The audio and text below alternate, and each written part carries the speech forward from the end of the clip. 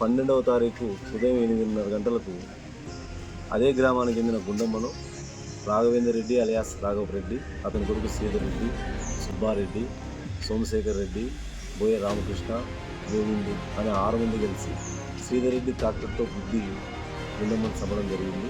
అదేవిధంగా పురుషోత్తం రెడ్డిని కూడా చంపాలన్న ఉద్దేశంతో కర్రలతో కొట్టి గాయపడటం జరిగింది.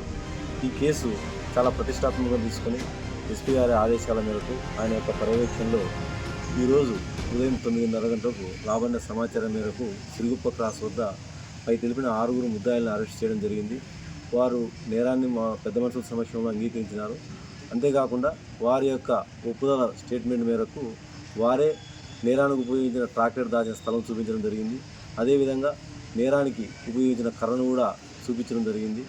దాన్ని కూడా ఆ ట్రాక్టర్ మరియు కర్రను కూడా సీజ్ చేసుకోవడం జరిగింది. వీరందరినీ కూడా ఈరోజు అరెస్ట్ చేసి కోర్టులో ప్రొడ్యూస్ చేయడం జరుగుతుంది. జై శివనారాయణ స్వామి, డిఎస్పీ ఆదరణ.